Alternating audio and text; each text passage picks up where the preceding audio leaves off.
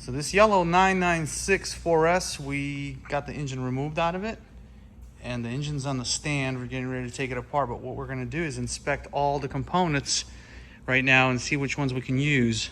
So here's our wiring harness. This is all the components that we removed from the actual engine. So we inspect to see which components we can still use and are salvageable. The interesting part is nothing has really been done for 20-something years. The cam sensors, these are the sensors that we see problems with.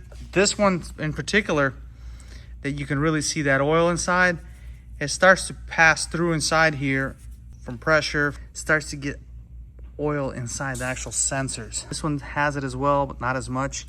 So we'll recommend getting these cam sensors replaced. Here's our crank sensor, really old sensor. These crank sensors, they can start giving you startability problems, so we're going to advise getting this replaced. Everything's over 20 plus years old. The wiring harness looks good. We checked everything.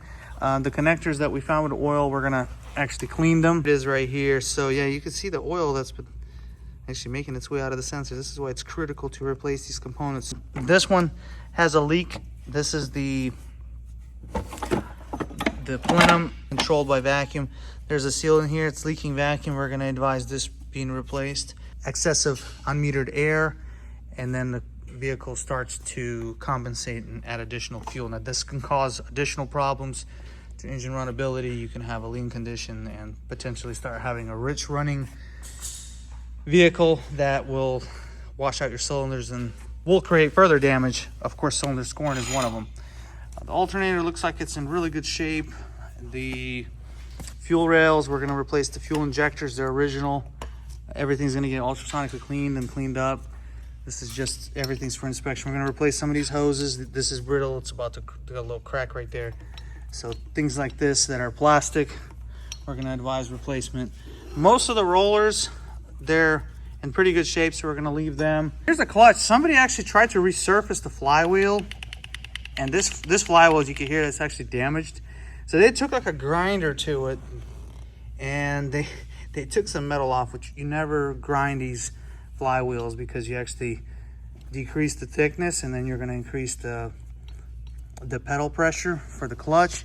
And then of course it's not going to wear properly when you install a clutch. So the issue is the flywheel, once it mirrors, it glazes over, you have to replace the whole assembly. So this should have been replaced together and not reused like this one was, which that's a problem. In the box, they're old. And typically anything over 6 years old, we advise replacing, because if it fails, it can cause engine failures. Some of these valves right here, they're original. We're going to advise replacing. No one's ever replaced this one. We've seen these stick open and allow the valve into the intake and cause a rich running condition as well. So when you're rebuilding an engine or getting one built, anything that can cause catastrophic failure from like the hoses cracking or anything, we advise replacing. So this is why we inspect everything thoroughly to try to figure out what can be salvaged and what needs to be replaced. So a lot of this stuff can be salvaged. You know, this plenum is fine, but this one, of course, because there's now slight leakage here, we have unmetered air. And okay, here's our cam covers. We're removing that, getting ready to pull the heads.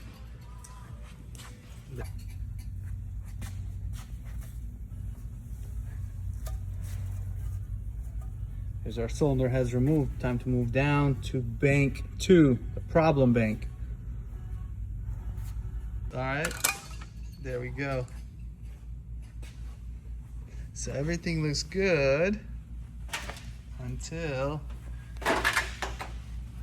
we walk here. Here is our bank 2. Nice cylinder scoring. Here's number 6, and here's number 4. Very nice. So here we have our cylinder heads removed. There's some scoring showing. Some of the stuff we're letting drain off. Here's our bolts. We took both sides off. Pretty significant scoring in these cylinders, number 4 and on the 6th.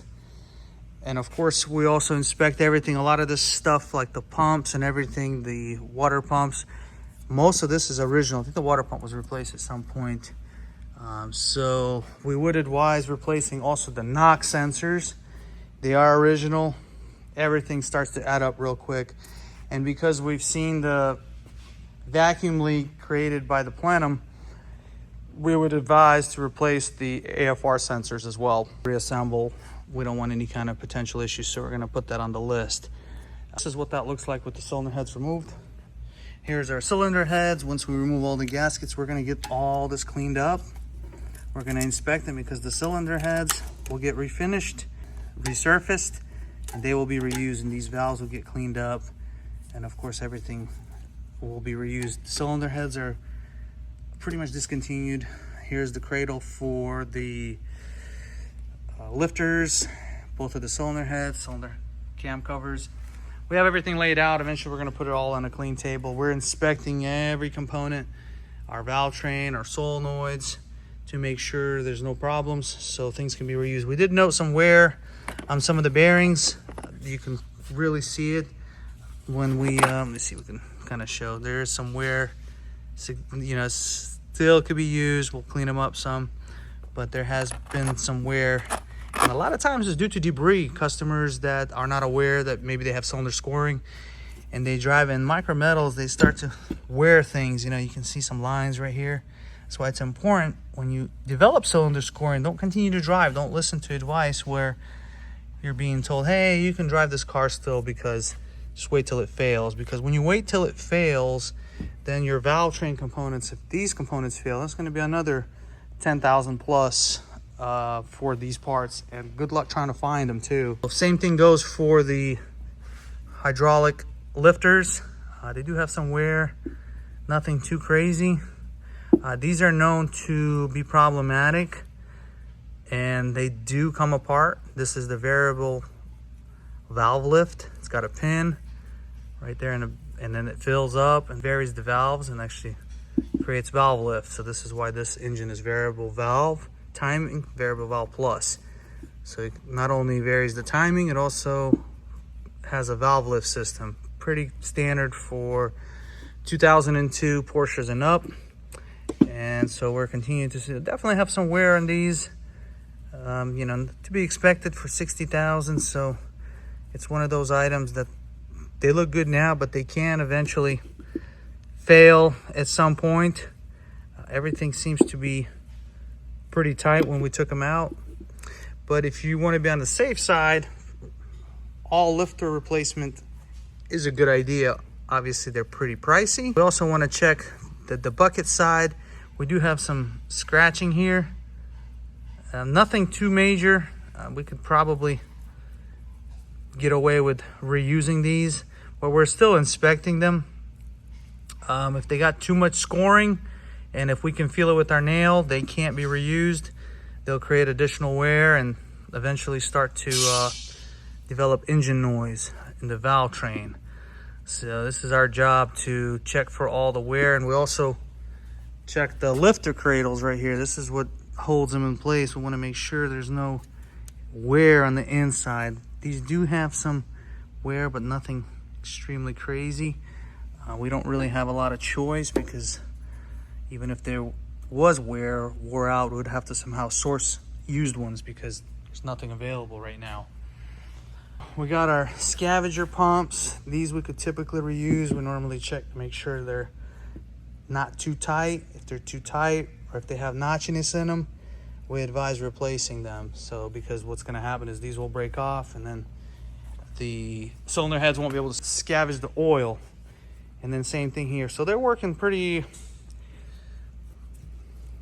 as far as consistency, pretty consistent, so that we don't have any notchiness here. If we notice that there is notchiness, we will not reuse these scavenge oil pumps.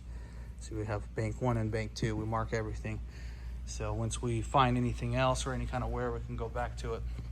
So this is what we got so far. We're continuing to inspect, but in the meantime, we're going to start cleaning up the heads and getting everything prepped, be able to mate everything properly. So that's some of the process here. What I did notice is somebody replaced this rear main seal, and they installed it crooked. So that's actually sticking out, and it created you can see that shiny area. It's telling you that it's figure 8, it's cocked. Yeah, that's why you have to have a special tool to install these. Luckily, it wasn't really leaking too bad. I mean, it has a little bit of residue, but nothing crazy.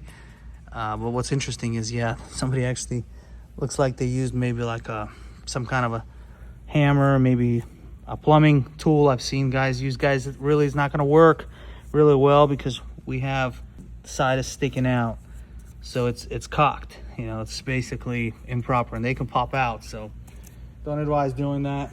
If you are replacing the rear main seal, make sure you get a tool to do it properly. So that's what we have for now. Once we take anything else apart, when we take out our valves, we're going to check guides. We're going to check everything there to make sure there's no damage on these. And then we'll go from there because we're going to measure all the clearances, make sure everything is good to go. So yeah, this is the multi-layer steel gasket, MLS, Viton coated, and that's what they look like. And so, all right, this is it for now. We'll create an update video after we get everything cleaned up and start to reassemble. Thank you for watching. Like and subscribe. We'll see you next time.